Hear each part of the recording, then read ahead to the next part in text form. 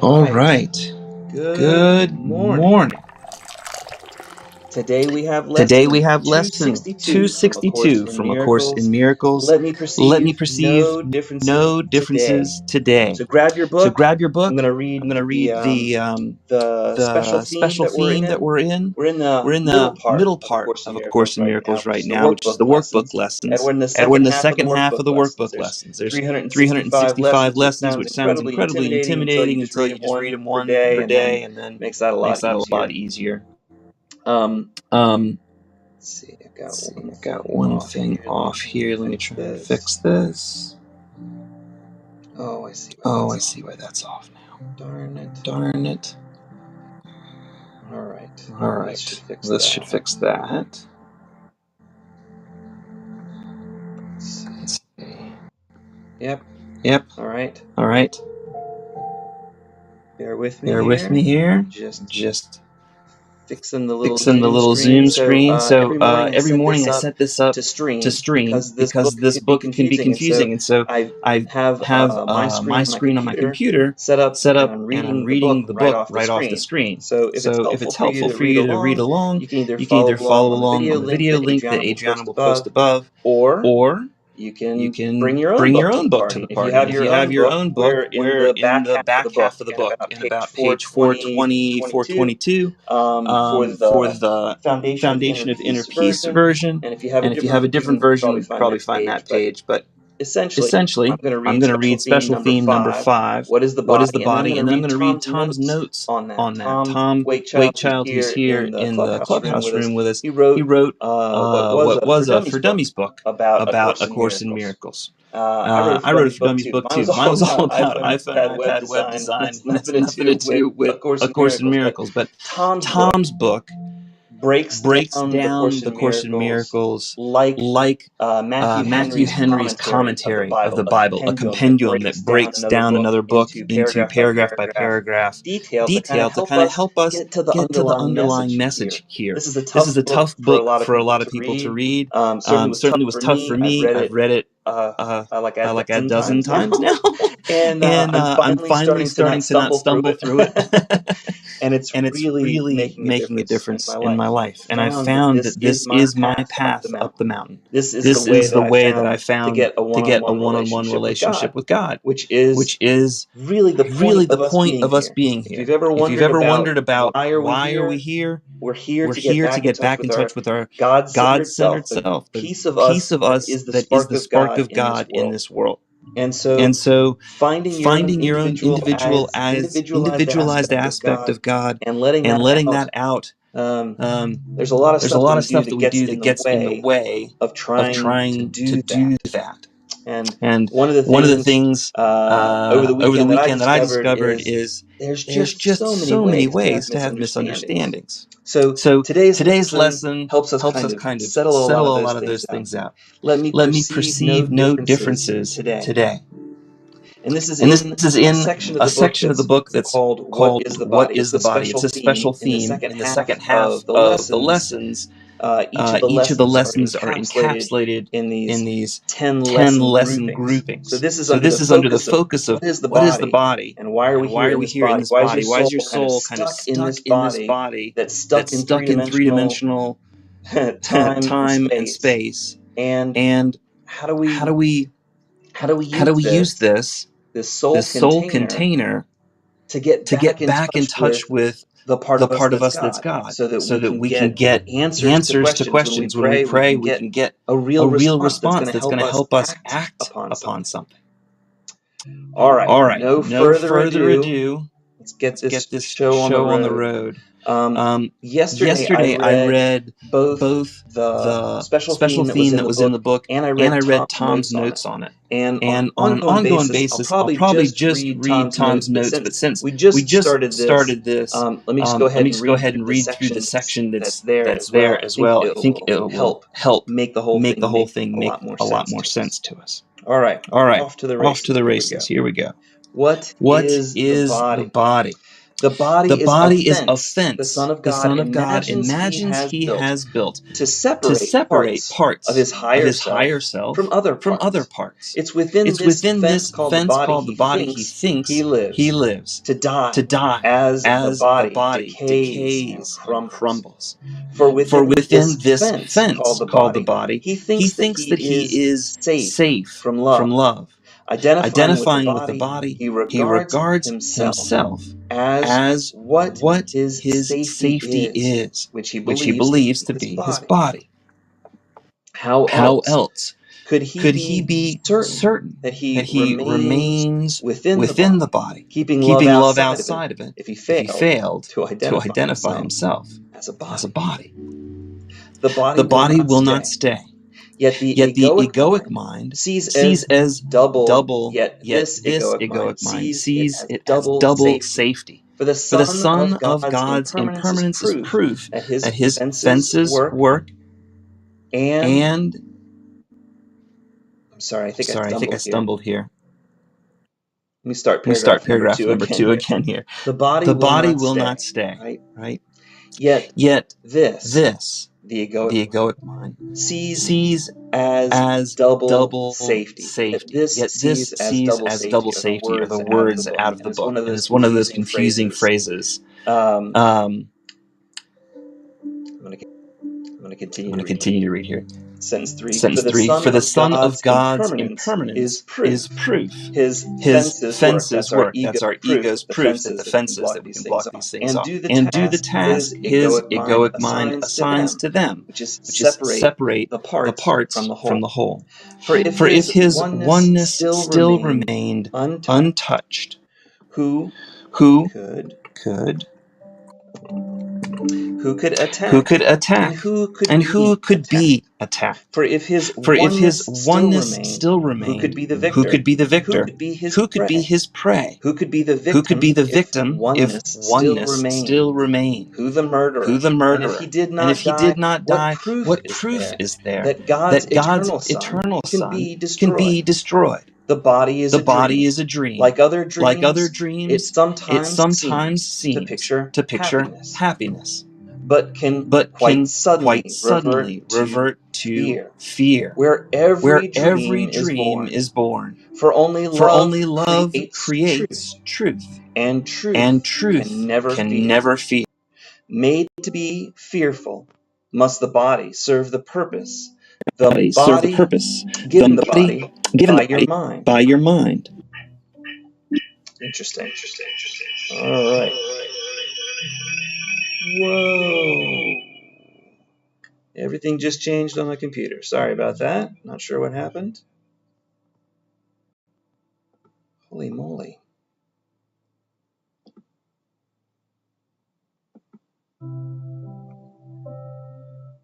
Okay. So I run this program called Club Deck that lets do the streaming. And sometimes it's a little glitchy. I think I'm just going to keep that on mute over there. Sorry about the echo. I'm getting rid of it.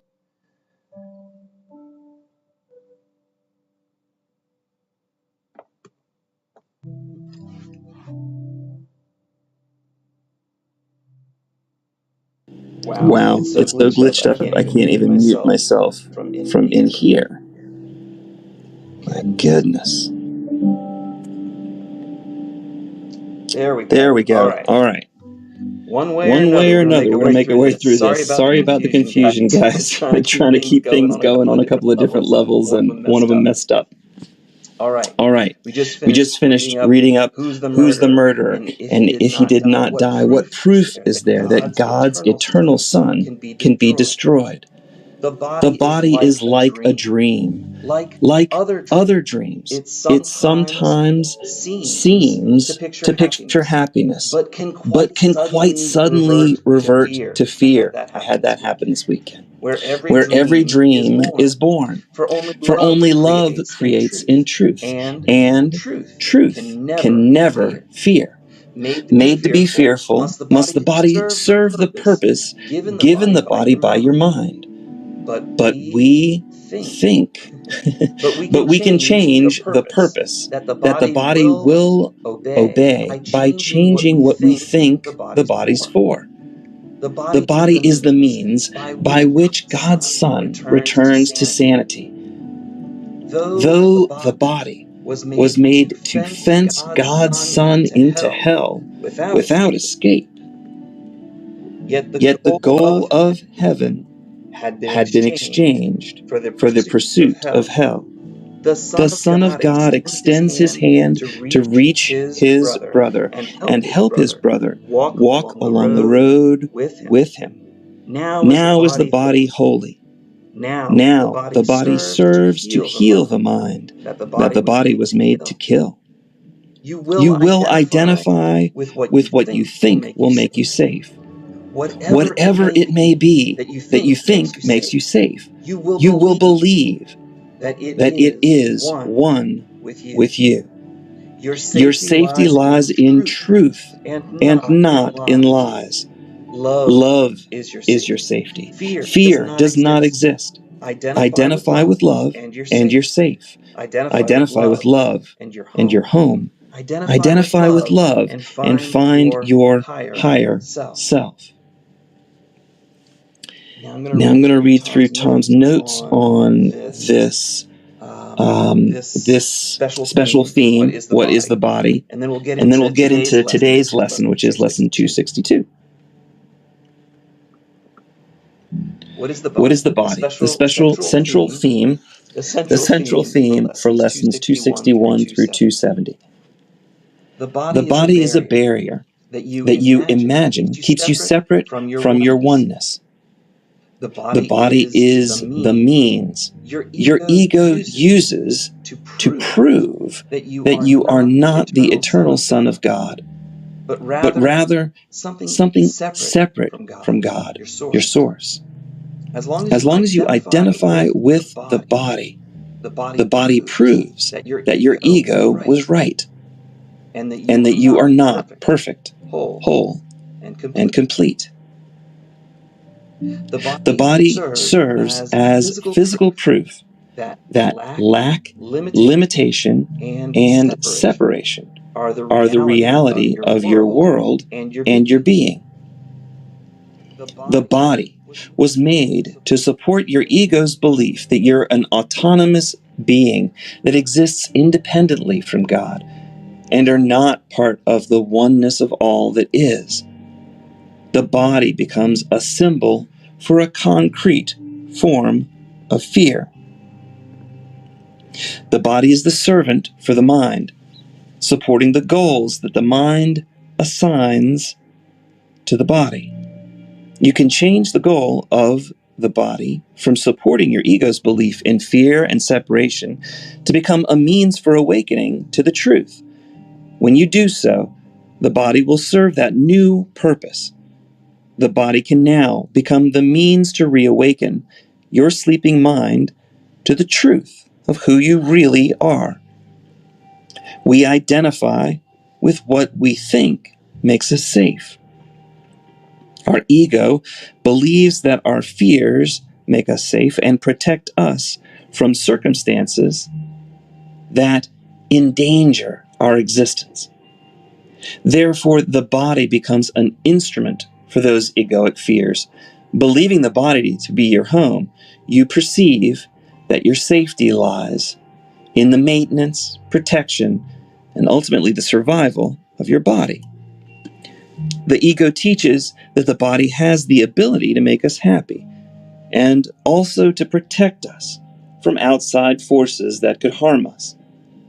Only bodies are vulnerable, need defenses, and can attack. Perceiving ourselves to be the body, we believe that we can be hurt and harm others. The body now becomes something that we value for its ability to defend us by attacking our opponents. Thus, the body keeps us safe within our fear-based thought system. The body is our ego's instrument to control and influence outside forces, to comply with our ego's plans for our happiness. The purpose of our body is to protect and defend our ego's separate, autonomous existence by enforcing our ego's wishes. The body is a fence that separates us from love. When you follow the thought system of the Holy Spirit, you automatically change the purpose that the body is meant to serve. When you identify yourself with love and forgiveness, love becomes your safety and your home. The body can become the means to heal sick minds by returning them to the sanity of their Christ nature. Rather than a vehicle for attack, the body becomes a useful tool to help sleeping minds awaken to the truth. In time and space, the body is like a game token that holds a place on the game board of reawakening to the truth. When you mistake the game token for what you truly are, the protection of the body becomes your main focus and a source of fear. When you realize that the body is merely a placeholder on your journey of rediscovery, the body becomes a neutral communication device to be discarded when it's time to move on. You get to decide how you will utilize the body in communications to other players on this game board of learning. Will you choose to communicate love or fear? The body becomes part of the feedback mechanism to aid in your learning about yourself. The body provides specific experiences, which you utilize to learn, hone your skills, and demonstrate what you truly value and why. In my earlier years, I studied the Rosicrucian philosophy. The Rosicrucians have a motto, as above, so below. What this means is that the highest truth, God, would be reflected in his creations below, since like begets like. The truth of our lower world must reflect the truth of God or heaven above. In the upside-down world of the ego's motto is, as below, so above. If the ego knew the truth, that God was only love, this inversion of that motto would not be a problem. If as above, so below is true, it implies as below, so above must also be true, right? Unfortunately, in this role reversal, your ego, not God, becomes the source for your perception. God's knowledge has been replaced by the uncertainty of the ego's misperceptions and erroneous judgments. As above, so below is based on God's knowledge and truth. As below, so above is based on the ego's efforts to make the false appear true. As below, so above allows your ego to make a false world based on its erroneous belief in lack, limitation, and separation. The ego then uses this imagined world of fear and projects its limiting beliefs above to the heavens and ultimately upon God himself. Your ego's projections change a God of love into a God of lack, limitation, and separation. The ego has taken the differentiation within the oneself to mean differences. The ego then judges these differences to be separate, autonomous beings, independent from the one self. Differentiation does not mean different. Time provides a game board for differentiation. Time provides a play school for fun and learning in which various aspects of love can be demonstrated. Our ego has mistaken what differentiation entails. It assumes the differentiation requires separation and individual autonomy. To our ego, differentiation means different, and different means separate. Our egos assume separation to be the reality between God and his creation. This is not the case. Differentiation only allows specific attributes to be displayed within the inseparable mind of God, because the world we perceive is dualistic in nature, this concept of differentiation and difference is difficult to understand. So perhaps an example in biology will help clarify why differentiation doesn't mean different or separate. Your human body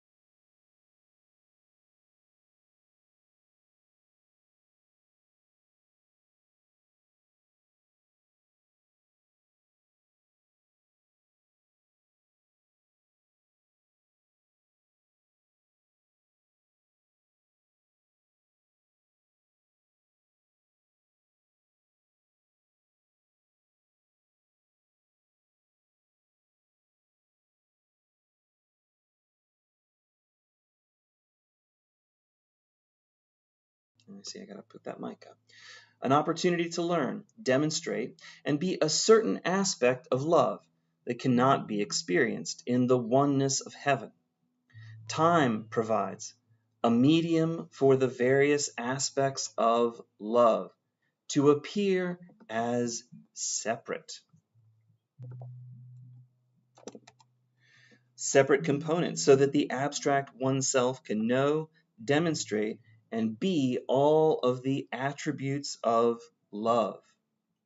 The body makes the appearance of lack, limitation, and separation seem real and provides the medium whereby individual aspects of love, like forgiveness and helpfulness, can be demonstrated in concrete and specific forms.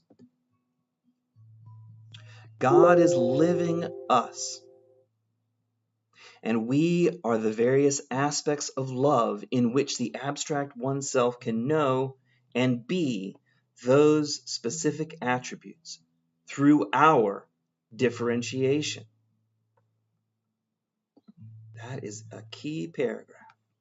On earth, the body provides the means by which the mind can pursue an aspect of love called forgiveness. The body can be used to communicate and teach that nothing causes you to lose your inner peace unless your mind chooses to allow it. The body can be the instrument to teach that fear is not real and that you are the source for your experiences.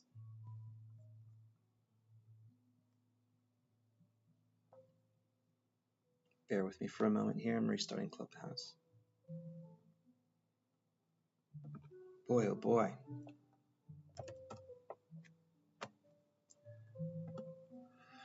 The body can be used to demonstrate and help others realize that love is the creative process in which time is utilized to reawaken sleeping minds to their true magnificence as the Christ.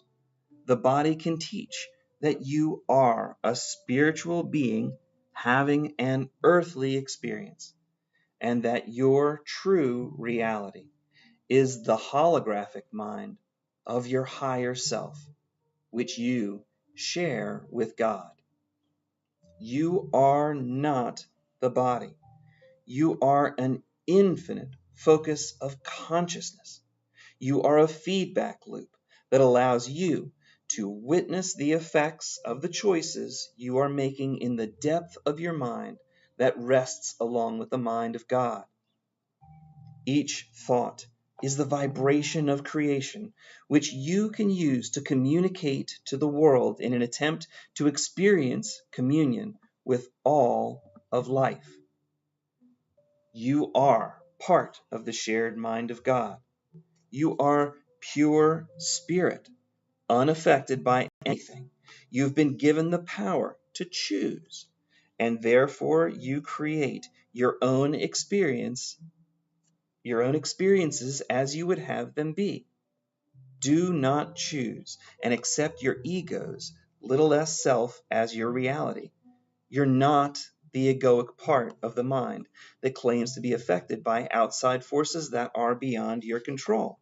Instead, you are the creator of your world and are 100% responsible for your feelings and interpretations.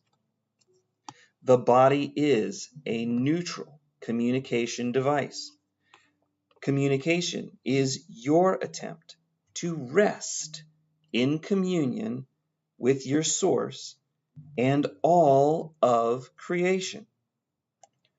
On earth, what you choose to perceive, believe, and accept as your truth is what you will radiate through your communication device called the body.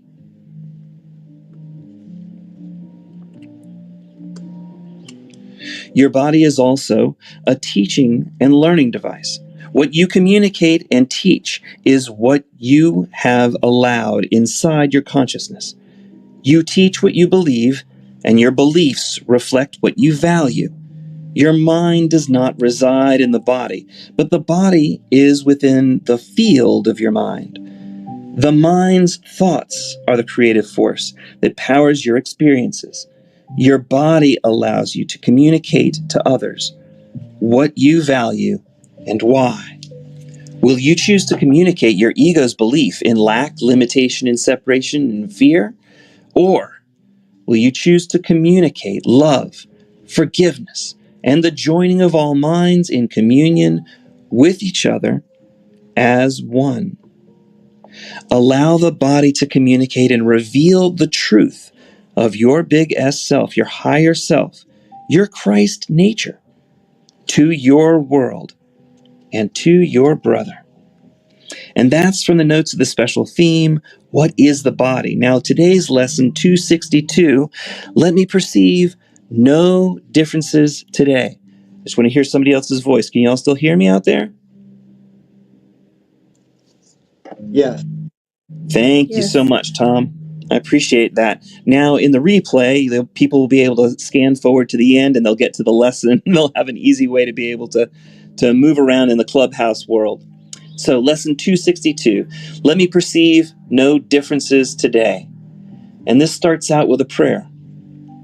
Father, you have one Son, and it is your one Son that I would look upon today.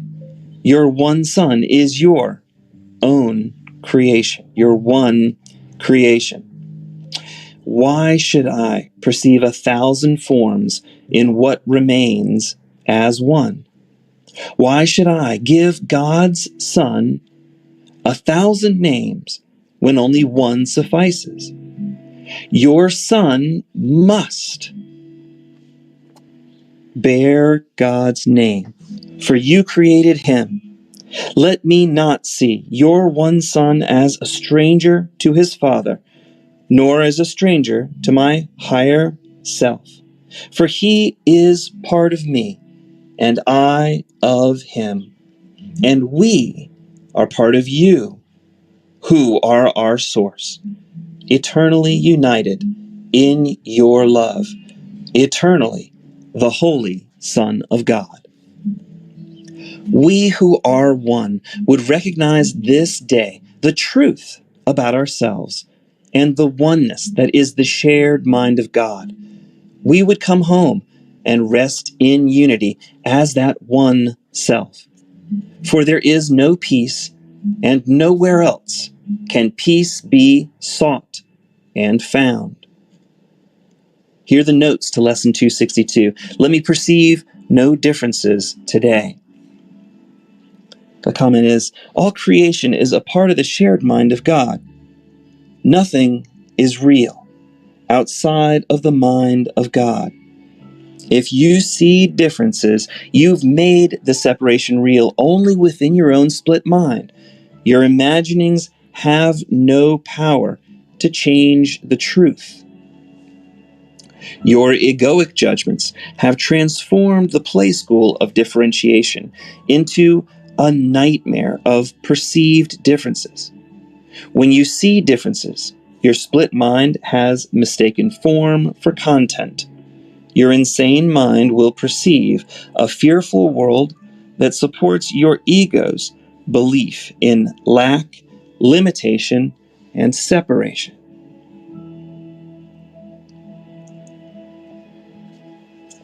All right, good morning. Differentiation does not mean different. Only your erroneous judgments make it appear so. There's only one Son, and all of creation is part of that. One self. See your brother and yourself as the Christ, the big S self that is one with the mind of God. All right, Tom. Okay, well, thank you, Lee. So we're in this new theme, which is what is the body? And you can see from the reading that the body according to the Course in Miracles, is defined quite differently than how we perceive it. We've been taught or indoctrinated into a fear-based thought system that tells us that we are the body and the body is us. And our secular society that's been coming to the fore in the last, we'll say, 100, 150, 200 years, actually is trying to separate or cause us to not perceive our spiritual essence. Before, historically, mankind, even whenever you look at the old cave drawings, there seemed to be a connection, a spirit. There was this idea that there was some existence that existed beyond the body, and that somehow things were connected, that you had some power. And with our secular society, we've moved into this idea that perhaps God does not exist, or if God exists, it's replaced now by an all-knowing society that dictates and tells us what we are, what we should believe, what is true, what is not, rather than for you to go within and connect with perhaps your higher self, your intuition, the Holy Spirit, whatever you want to call it, and question and search for your own reality or your spiritual connectiveness with the whole. The lessons in each theme has 10 separate concepts that tie together to help reinforce this new notion of what we are, because the Course in Miracles is saying that the body is a fence or a means to block or prevent us from realizing our connection or holographic nature with that one self, that spiritual connection, that actually we're a alien here in regards that we perceive ourselves as separate autonomous cells that have a separate existence. We don't perceive ourselves as being part of the whole. Lesson 261, which was yesterday, said that God is my refuge and security, was trying to tell us that if we want to understand better what the body is, we have to connect with our source. We have to connect with our creator or with this one mind and realize that that's what we truly are. And in that information and that knowledge and that connection, that's our safety. That's our security, that we are not the body and the body is not us. This lesson here, 262, is saying, let me perceive no differences today. That is something that, we're in part 2 of these workbook lessons. And if from day 1, the first lesson was, let me perceive no differences today, and that if it were to say that somehow we're connected to a whole, that we're something more than a autonomous body that's separate with its own special needs, that would be probably too much for most people to get their mind around. Part 1 was trying to demonstrate through, I think it was 220 lessons, that we are something more than the body, that we have a spiritual essence, which Course in Miracles would call mind. The other traditions might call it spirit, essence. there's all kinds of names for it, but it's consciousness. It's our individual awareness. So you are an individuated aspect of the whole uh, that calls in or decides where it's going to place its creative force, its ability of awareness, and project that or become aware of that in the uh, time, in the dimension, place, school of time and space, which when we layer on our beliefs on that dimension of time and space becomes the world of perception. So part one was trying to tell us that our mind, the choices we make, our beliefs color how we interact with the world, and that this world is a world of individuated private perception. And if we change our beliefs, we'll change what and how we view our world. If we change what the purpose of the world is, or in this theme, what the body is, if we change that purpose as the body being a communication device to let us hone our skills and demonstrate what our spiritual DNA would do, it would demonstrate we are love in form. We are an individuated aspect of love that we would perhaps call forgiveness or helpfulness, and that's what our purpose is for. If we change our purpose to one of forgiveness and helpfulness, rather than being an ego body struggling for its own survival because it perceives itself as not whole, not complete, and therefore having separate needs and not part of that one self, it will now, the body will become an instrument that actually uh, opposes or places blocks in front of the realization that we're that part of that whole, that we're part of love. So this lesson says, let me perceive no differences today. So what I'd like you to do is to maybe get comfortable and let's just look at how we normally perceive things. And typically what we perceive ourselves to be, or what we've been brought up taught that we are, is that we are the body.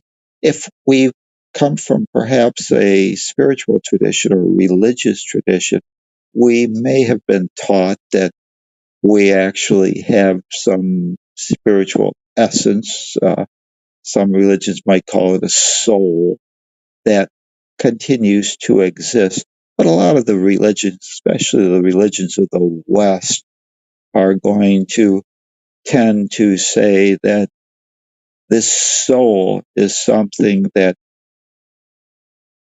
was perhaps something that was a sinner that had lost its divine inheritance. And some might say that you didn't necessarily commit a sin, but somewhere in your long lineage of the Adam and Eve story, someone sinned, offended God, and therefore now you, as a someone that's lost your divine birthright, must do something to earn that back, or must pay some type of penance. And this belief that you've lost your divine inheritance transforms a God that all the mystical traditions of the great religions talk about as being a God of unconditional love, transforms that into a God of judgment, and you become an earner or someone that has to be punished so that you can eventually maybe get in God's good graces. So the way we perceive ourselves typically is that we are the body. So let's just look at let me perceive no differences today. And what this lesson is saying is, you are not the body. So breathe in this life force, this connection with the whole. Now, if you consider yourself, as this example talked about, the body as an individuated cell, you perceive yourself to be a separate cell and not connected to the body. But as you breathe in, realize that there's some life force, some energy, some connectiveness with a something beyond yourself, or what appears to be yourself, that nurtures, supports, and maintains you, and that you are part of that whole, that oneness. So let me perceive myself to be that essence, that spirit, and realize you're not the body. I breathe in this love, this energy force.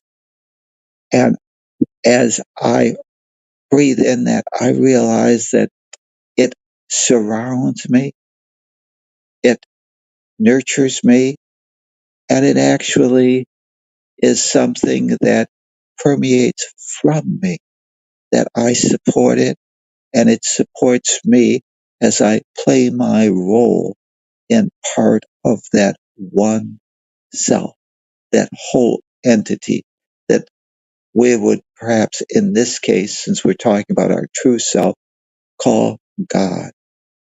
I am not an individuated self. I am part of the shared mind of God. And I've been given all that spiritual DNA, part of that holographic mind. There is no difference between me and another self except where I choose to focus or turn on various aspects of that whole holographic mind of God.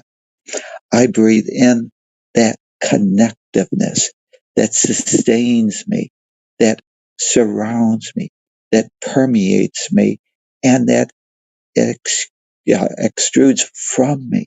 For that is what we are. You are light. You are energy. You are part of that one self. Separation gone. There is no separation when you realize you're part of that holographic mind of God. How do we perceive ourselves? We've been taught that we're a sinner. Now, realizing that we're connected to this whole, we realize that our belief that we lack something, that we were separate, autonomous with needs, that we're actually connected to that one.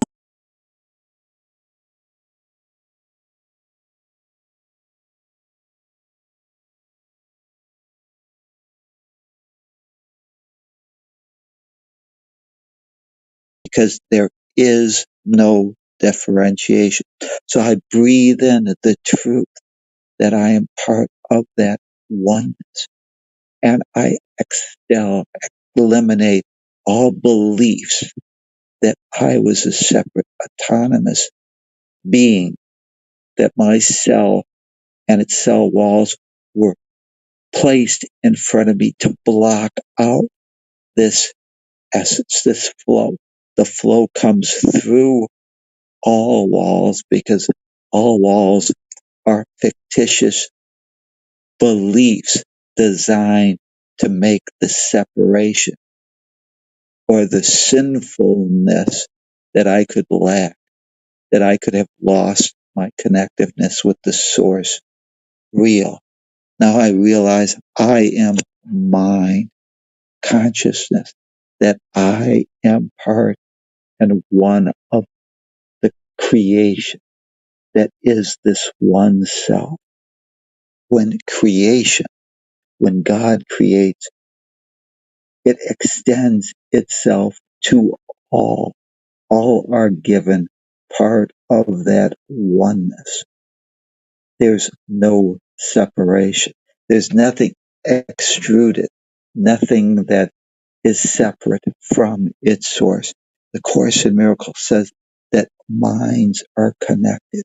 So I breathe in the connectiveness of that source, and I eliminate or drop my belief that I was separate, that I was different from the whole, that somehow I had separated from or was extruded from that one self.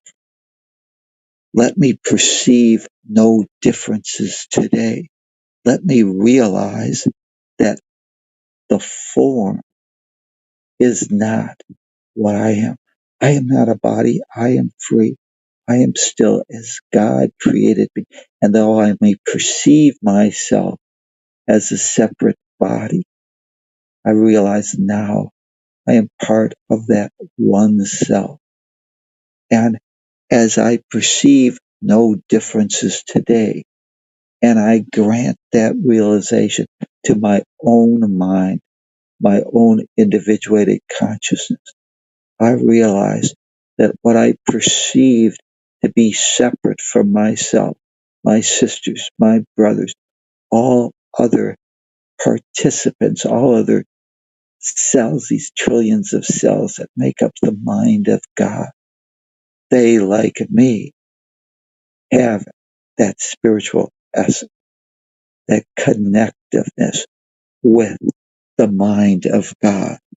There is no difference between myself and my sister, my brothers, all various roles, all individuated or appear to be individuated cells doing their own aspect of the whole so that the whole functions as one. The Course in Miracles says that thoughts can be shared, that our connectiveness with the mind of God, that is the truth that we can share. We can't share the form.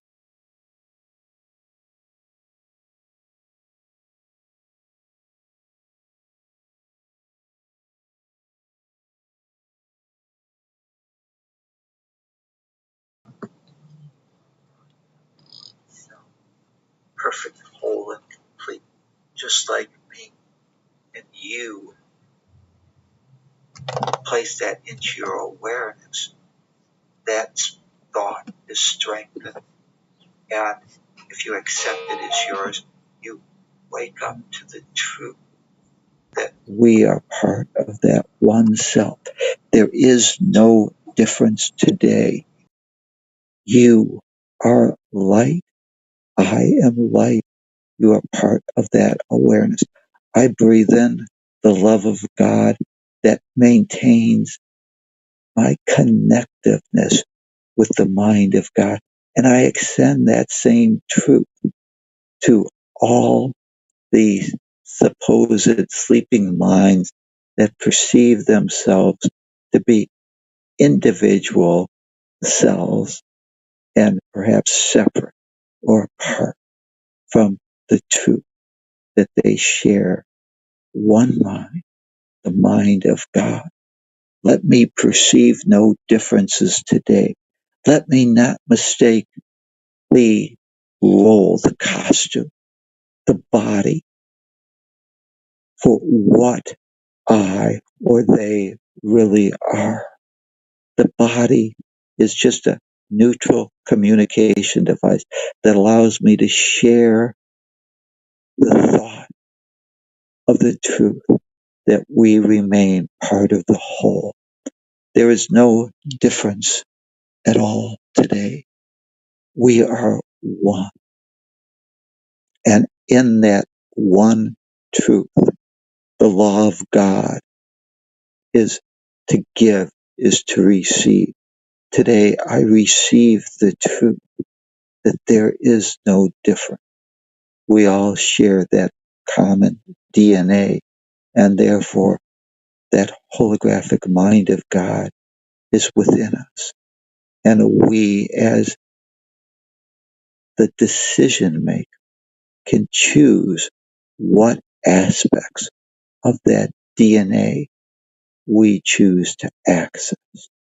We can access the truth or realize that by playing our part, we fulfill the purpose of the whole.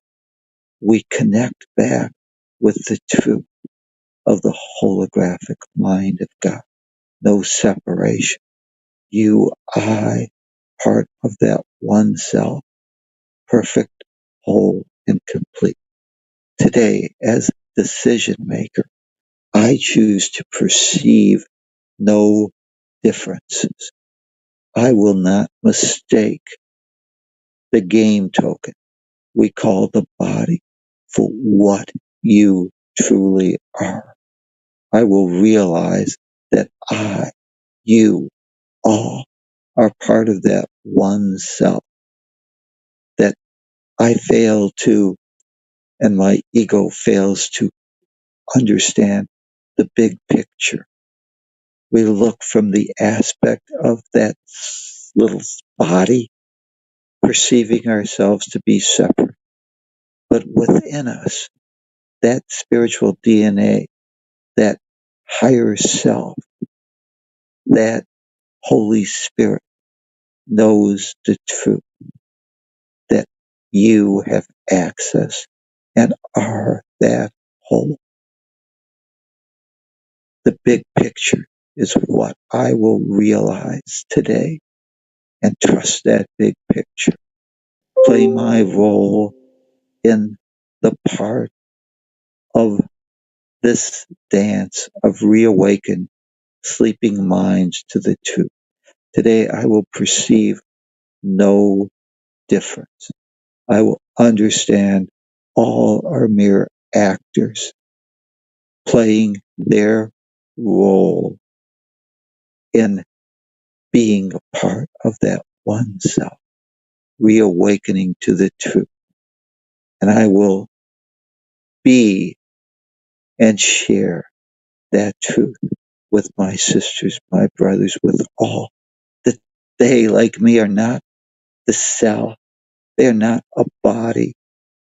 They, like me, are free, part of that one self, perfect, whole, and complete, as God created them, and that nothing can rob them or me of our inner peace unless we choose to allow it and forget the truth of what we are and build walls of separation, of belief in lack, separation, sin, guilt, fear.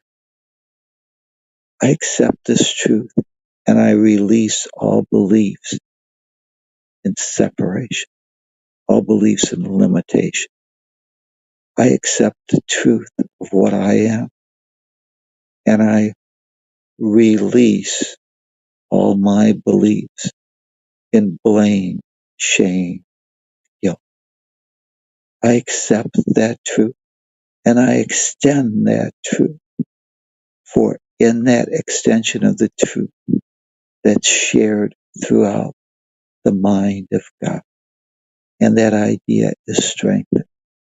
And thus I play my role, that part in the gentle reawakening of all the split mind that perceive themselves to be separate from the whole. And I help reawaken them to the truth. I need do nothing but play my role and accept the truth that I, like my source, like the mind of God, is total unconditional. I accept unconditional love and I extend that to all. You are light. I am light. part of the shared holographic mind of God. Today I will perceive no difference. I accept the truth of what I am. I trust all things, allow all things, forgive all things, all illusions, all beliefs that we could be something other than the truth, that we could not have access to our whole spiritual, divine inheritance. I accept and extend that truth to all. For today I reawaken and perceive no differences. Today, as decision maker, I see you through the vision of Christ and recognize you, like me, are God's beloved child, part of that one self, perfect, whole, and complete. I accept the love of God and I remove all blocks I've placed in front of that love.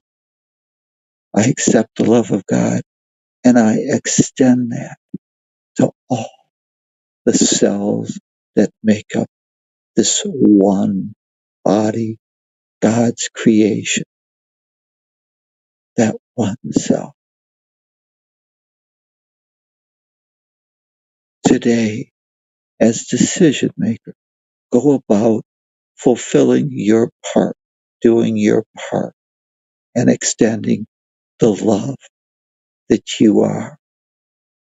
I accept that love and I extend that love to all. I drop all my egoic judgment and accept the truth that there is nothing separate from that mind of God. Today, as decision maker, I say, my creator, you have but one creation, and it is your one child that I would look upon today. No separation.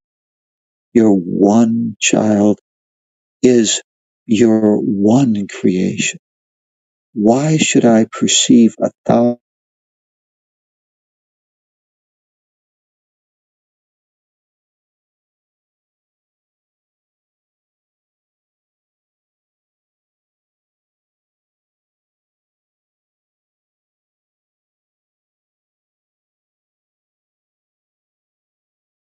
God's one child, 1,000 names, when only one suffices? There is only that whole. For your creation must bear your name, for you created that one self, that mind of God that we all share. Let me not see your one of those creations, one of those supposed individuated selves, as a stranger or separate from you, nor a stranger from my higher self, the truth of what I am. We're that one body, that one creation. For all are part of me, and I of those other supposed parts.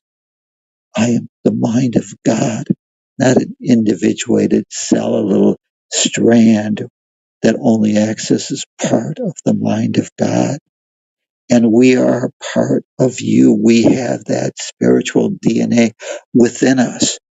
You are our source, eternally united in your love, eternally the beloved treasure of God, part of that one self.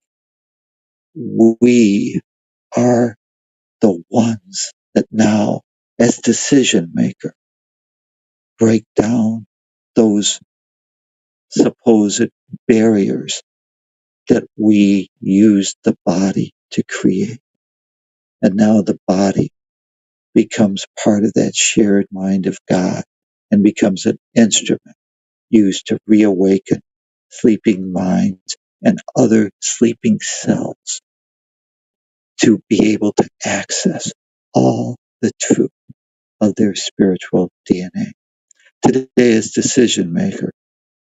Let me make the decision not to see any differences and not mistake the game token we call the body for anyone's true reality. I extend and receive that love, and that's what I extend, the truth of what I am. Today, go about guiding, extending that love and emanating that as you are that one self. There's nobody to fix, nobody to change, nobody to control, nobody to protect, nobody to impress. There is nobody. There is just that one self. There's just God. God is, and we are that one. Create a great day for yourself and your world. Namaste. The God in me recognizes the God in you. Thank you.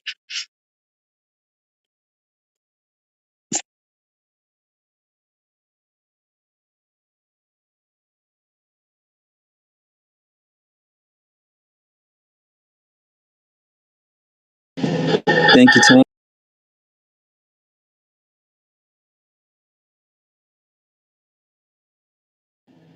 Thank you, Tom. You're welcome.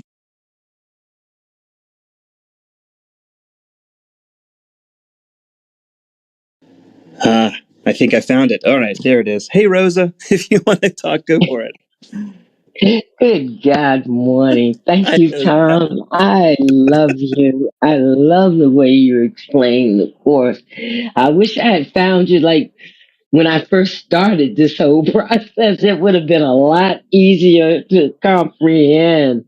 And I love the fact that today I perceive no differences in everything. There is no right and wrong. There is no correct or incorrect way. It is all the same. There is no giving and receiving. It's all the same. There are no differences. The setting may be different. The situation may be different, but the main concept is the same. We have lessons to learn. Thank you, God, that I see no differences. I am so grateful for this understanding because I'm the same as you. I have the same lessons to learn on this uh, physical plane that every being has to do. It's just, that's just the way it is, and people always want to say, oh, well, mine is different. No, the emotional connection is the same. We still feel the same pain and resistance and the same hurt and happiness and joy and letting go. Today, I perceive no differences. That means that I can let it all go. Today, I can choose whether or not I will allow you to interrupt my peace or not. It's a choice. And as soon as we find that choice that we have and we make the decision to be joyous no matter what, at peace no matter what, and it doesn't mean that I'm not concerned. It doesn't mean that I don't care. It just means that you cannot interrupt my peace and we'll find a solution. Or we'll just wait for the solution to appear and choose that one. This is so simple, it's confusing. It's the same thing that they say when you go into Alcoholics Anonymous. You can't do this by yourself, but you must. I can't do this by Yeah. myself. And thank God for Tom for writing it down and explaining it a little deeper, and all of those other people who do this unconsciously. Because what I have found is that every organization, every community that I belong to actually has this whole course as an underlining, what can I say, outline for life. It's amazing. I asked to be totally surrounded by people of like mind, and 15 years later, here I am. God, if we become aware, we can see. And say, see with the eyes beyond the eyes of sight. Like Michael Beckler says, see beyond, think beyond the mind. That's so prevalent and so, easy because it's all easy. There is no difficulty unless we choose to. We can suffer or we can have peace. What's your choice? I choose A Course in Miracles. I choose to be at peace early in my life. When you meet 90-year-old people, they're usually at peace. 80-year-old. I choose to be peaceful right now at 69. I want the next 20 years or 30 years of my life to be so peaceful that folks don't even have to ask for it because when I show up, peace shows up too. You know Hallelujah. what I'm saying? It's like I just don't even want to think about it. I want to be that light that enters the room of darkness and just shines so that people can just come together. You know, because I do believe that thoughts in mind produce in kind, and I think that because we are an example, and I'm talking about this particular room and the people that are in are an example doing the same thing. And soon we'll see everybody doing it. And you'll be like, it's about time. Thank you, God. Anyway, I'm complete. Thank you, Tom. Thank you, Lee, all of you. I just, I'm just really super grateful that I see that there are no differences. And even if I try to explain it to people, if they're not ready, they won't open. And I just have to keep my mouth closed and my mind open to share that love silently so they can pick it up because thoughts do travel because energy goes behind that thought. So I choose to share this today that there are no differences. Everything is the same. That we can change and have a peaceful life, or we can choose to be crazy. I choose not to be crazy today. Maybe tomorrow I'll be crazy.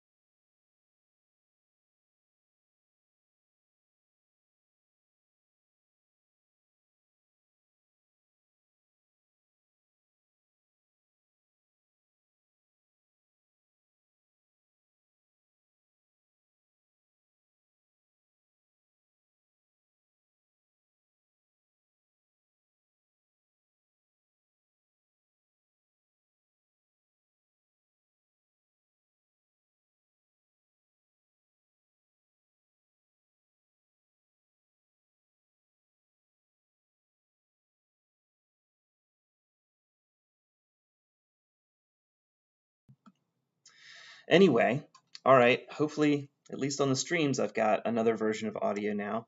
As the club deck clubhouse interface keeps dying and not working and coming back, but awesome.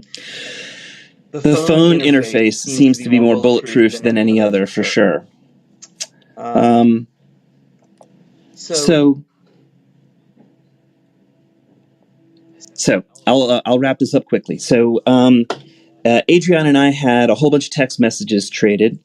On Saturday, everything seemed to be going just fine. We had a whole day's worth of time together, watched a movie in the morning, then we each went our own way. I rode bicycles, she went swimming, and at about 5 p.m., we connected over text messaging, and the whole thing just descended into a mess. It was really confusing. I was trying to figure out earlier on in the day if she kind of wanted to have a me day and have time by herself, or whether she wanted to hang out together. We had the stream in the morning, we watched a movie together, and I was kind of thinking I was getting the perspective that she wanted to be off on her own and go do whatever she wanted to do, but it wasn't clear, and I didn't ask it in a way that made it clear to me. In the end, I just ended up leaving her alone, and eventually she wrote me, and at that point, we had a miscommunication. And so I've been looking through the text messages and seeing how often I was trying to almost communicate what I was looking for, but didn't quite say it clearly. It's been it's those kinds of things, and I know this sounds kind of cryptic, but it's those kinds of things that trip us up.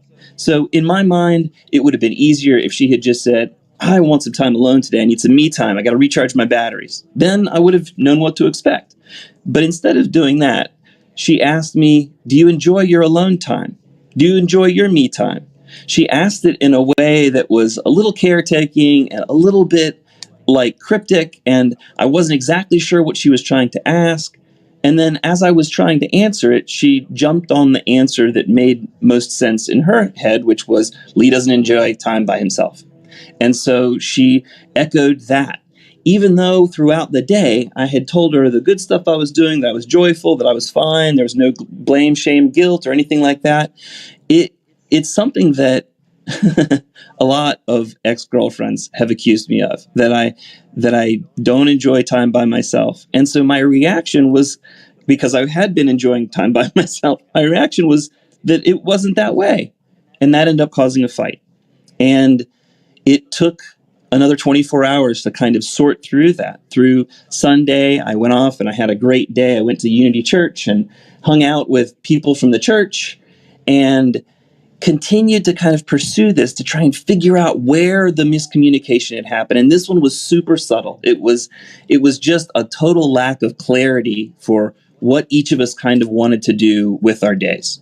And so I've used that to go back and learn a little bit more and get a little bit more patient and to think a little bit more. But, the challenges and the learning, it doesn't go away. It gets more and more subtle. And the times that we have to check our ego get more and more. And I know that generally, if I can be quiet and at peace and peaceful, instead of reacting, especially if I've got some kind of negative anger reaction, if there's any kind of anger in me, I must jump in. I lost myself again. I must jump in when I have those little spots of anger and determine where it's coming from. 99 times out of 100, if I get angry, there's some reaction inside of me to the situation that I'm unhappy with. And chances are I've contributed to that miscommunication, and I need to figure that part out first before I go blame, shame, or guilt somebody else in this situation. So I hope that was clear. It's definitely been a learning lesson to me that's not a straightforward one. It's a convoluted ego learning lesson.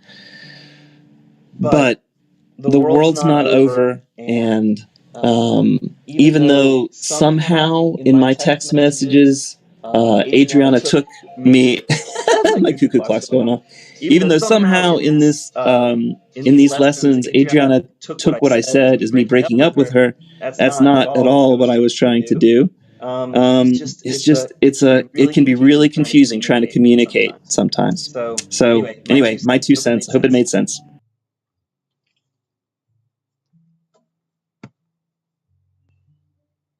Welcome back, Francisco. It's so good to have you here. Would you like to come up and talk to us a little bit? I'd love to know how you found A Course in Miracles, or how A Course in Miracles found you, maybe. It's always good. And Michael, how are you doing? And anybody else who's willing to talk, would love to hear from you guys as well.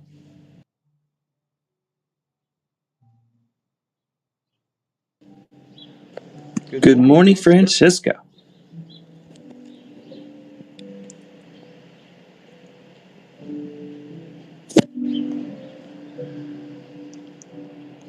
If you're talking, you're going to have to take your mute off. We cannot hear you, brother.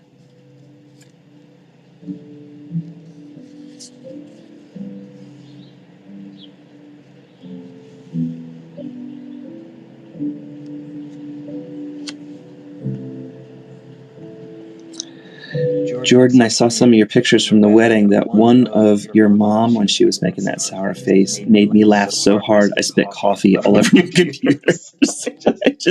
I was looking at you, and it was such a lovely picture. And then I saw your mom's face, and from a projection standpoint, it looks like she just heard somebody make the worst off-color joke ever, or something like that. Oh my goodness, it made me laugh so hard.